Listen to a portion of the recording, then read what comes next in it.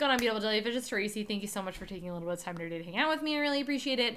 This is like, I don't even know the millionth time I filmed this video. We've had a lot of issues, but here we are. I'm really happy to be here. So, yeah, it's actually weird sitting down and filming because I actually got married last week. So, you know, it's been a minute since I've sat down and filmed a video, but in today's video, we're going to be chatting about 10 EDH staples that are artifacts, and it probably made the most logical sense to start with this video, but I think I started with green because I just really like green as a commander color, so here we are. But yeah, these are just 10 staple cards that you can run in Commander, and yeah, let's just hop into it. Alright, so the first card that I want to talk about that came immediately to my brain when I thought about artifacts staples is Soul Ring. I mean, like, I don't know if there's really a whole lot to say, a whole lot to explain here, but it just gets you mana. It's like an auto-inclusion in every deck. Like, why not? This is a great card. Run it, hands down. No questions. It's a great card. Okay.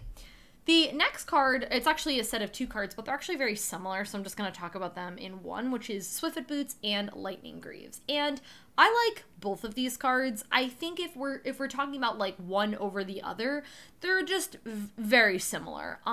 The thing with Greaves is it is a little bit cheaper on the mana cost because they're both 2, and Swiftfoot Boots is 1 to equip and Greaves is 0 to equip, so you don't have to pay that. So that extra 1 mana perhaps might make a difference, it might not.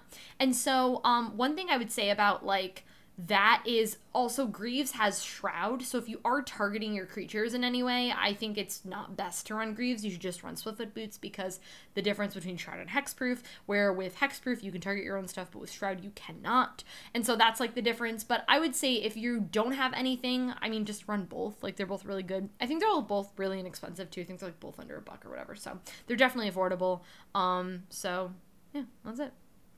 Okay, the next card, it's actually multiple cards as well, but just in general, it's talking about the Signets. Now we're talking about cards like Exory Signet, for example, the ones that produce colored mana, 2 colored mana. I really enjoy the Signets a lot. I think where these cards, like, I think these cards do well in everything. Like 2 through 5 color, I think they just do incredibly well. Like, I run this card in my 2 color decks, but I also run them in like my 5. In my 5 color ladies deck, I actually run all 10 of them, so I have like all the mana, which I really love and I'm like a huge fan of. But I don't also run a lot of like other rocks. Like, I run like a couple more, but that's pretty much it. Those are like the rocks that I chose to run. But I really like the Signets a lot. I think they're really cool. One thing too I just want to note is like some people are like, wait, I'm paying 1 mana to get 2 mana. Like, that doesn't make sense. The thing that I would say about these is what I like to do is I like to play like the colorless mana goes towards that, and this can absolutely matter because you're playing this and you want to get your colors.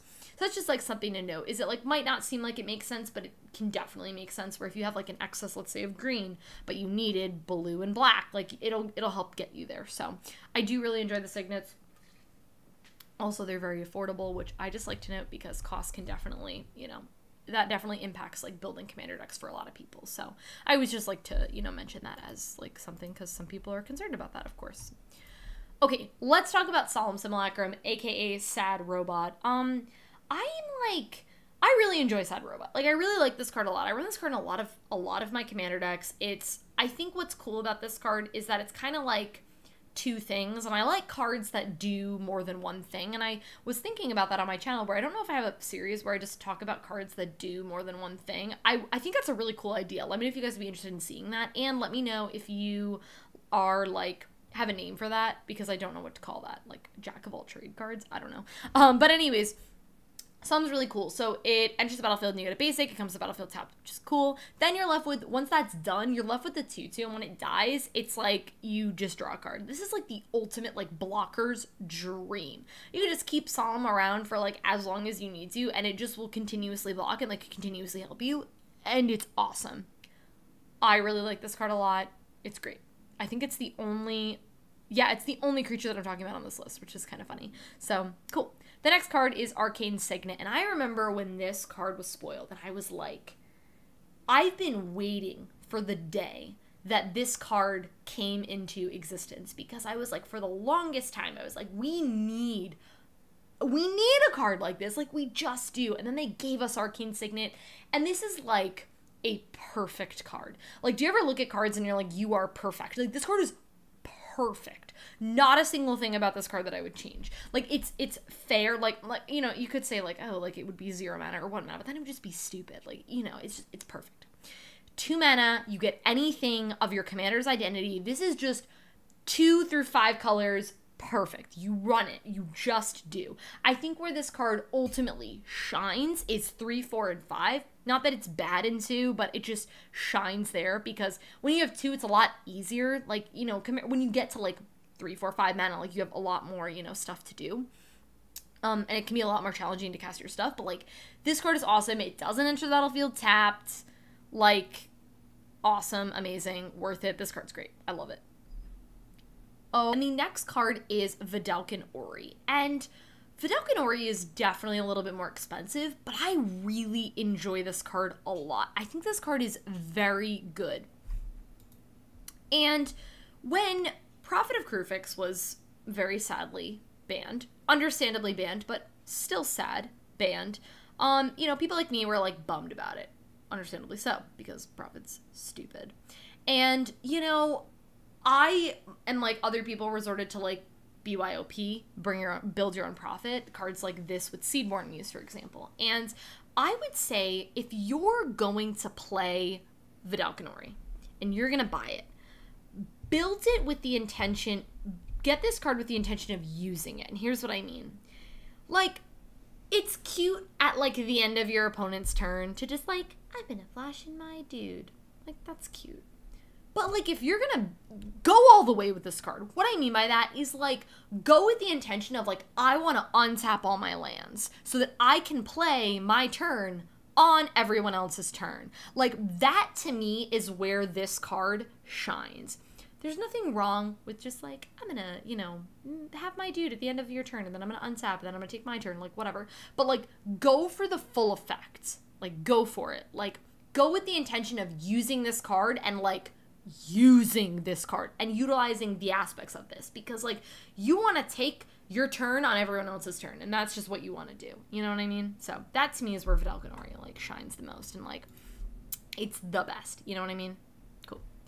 Okay. Next card let's talk about is Thought Vessel. And I really like this card a lot. I think this card, where, like, I foresee this card being used the most is, first off, in, like, decks that are lower colors. Like, I think this is the best in, like, monocolored artifacts, like an artifact deck, like, with no colors, you know, like a colorless deck. That deck, monocolored decks, and, like, 2-color decks. I probably wouldn't push this past then, but if you have the right, if it makes sense to run it in, like, 3 colors, like, I think that's fine. That's just, like, how I would, you know, do it personally. But I like Thought Vessel. You know, it's 1 mana to have no maximum hand size, that it's 1 mana to, you know, give you a mana, which is cool. It doesn't enter the battlefield tapped. I like this card. I think if you're drawing, like, a ton of cards, I think this card just totally makes sense. And it was also reprinted recently in Commander Legends, which is cool. Or when I say recently, wasn't that, like, how many months ago? Like, 8 months ago? I don't know. To me, recently could be any time between, like, yesterday or, like, 3 years ago. You know, that's my definition of recently. So, yeah, anyways, cool. The next card let's talk about is Mindstone. This card's really cool. I like it. You know, it's 1 mana, it's 2 mana to get you a mana every turn, which is really cool. But one of my favorite parts about Mindstone is that you could just cash it in, use, like, your Horizon Canopy-esque effect on this, and just cash it in to draw a card. It's a really good, like, any point in the game card. You really like to see it. You can get it out, you know, if you have a Soul Ring, you can just cast it on, like, turn 1, but, you know, casting this on turn 2 is, like, good, or turn 3, whatever, but it's also good, like, later stages of the game where it's, like, turn 20, and you're, like, play it, cash it in, draw a card. Also, don't, like, some people feel like, oh, it just draws you 1 card. Like, I feel like some people are like, that's, like, whatever. But, like, if you have enough of those, like, just draw 1 cards, like, you can totally get ahead. So I feel like some people are like, oh, it just draws you 1 card, like, whatever. Like, no, I think that's definitely something that's still good, you know? Cool. The next card is Chromatic Lantern, and I love this card. If you're doing, like, 2 through 5 colors, just run a Chromatic Lantern, because why would you not? This card's awesome. I love this card so much. Lands can produce any color, which is great. And it taps for a mana. It doesn't enter the battlefield tapped. It's 3 mana. Like, just run this card. Like, this is just one of those, like, you're playing 2 through 5 color, you just auto-include. Like, I think if you're playing 2, you know, yes, it's very helpful and very good. I think where this card really shines, though, is like, I feel this card in my 5-color deck. Like, I feel it. I'm like, this is just so good. I feel so ahead. I love it. Love this card so much. It's great. And the last card is Mana Crypt. And here's my, like, thing about Mana Crypt, or just cards like this, is I feel like sometimes when there's, like, these higher, like, more expensive cards, I feel like some people feel like they need to just put them in, like, everything. Like, oh, I need to just put this card, Mana Crypt, because it's like $100 or like whatever in every deck. Here's my thing, is I personally wouldn't run this card. The way I think this card shines best is colorless decks, monocolor decks, maybe 2-color decks, depending on what you're doing. I think some people feel the need to just like jam this in everything, and I'm under the if this is like a battle of like, would you rather like have a ton of colorless mana or have like less mana but have your colors? I'm in the like, I would rather just have less mana but have my colors, because my thing is colorless mana to me only gets you so far. It really does. And like, is it helpful for like casting your commander? Like if you're building something where you know your commander's gonna die a lot, or your commander has like 5 colorless, sure, throw this in here. And you have the intention of casting your commander a ton, you have a lot of cards that like are, you know, colorless, sure, Mana Crypt is fine. I don't think you need to run out and buy like 10 Mana Crypts for all your commander decks. Like, I just don't think you need to do that. If you want to do that, sure. Or if you are playing in a like competitive commander setting, sure, Mana Crypt is great. But, like, I don't think you need to just run out there and do that. Like, I don't think you need to do that. Like, I think this card is definitely really incredibly strong, and, like, I have, like, I think I need, like, 1 card. Like, 1 Mana Crypts. Maybe, like, 2 Mana Crypts for my monocolor decks. But, like, I don't think you need to run out and get this card. Like, I just don't think you need to do that. I don't think it's essential. Maybe for Alila. I think this card in Alila works, like, really well. Because it's, like, 0 and you just get fairies with Alila. But, you know, whatever. So... yeah, I think that's pretty much everything. So yeah, guys, that was it for talking about 10 artifact staples. I really enjoyed this video. It's really fun to just go through and just be like, hey, these are really good staples you can run. Yeah, I would like to know what you guys think, what cards I didn't mention that might be featured in part 2, because I actually don't think I have part 2 mapped out. So if you have any artifacts, let me know. If you like this video, go ahead and give it a thumbs up. It really helps me out a lot. And subscribe to our channel if you're not already. I'll catch you guys in my next one. Bye.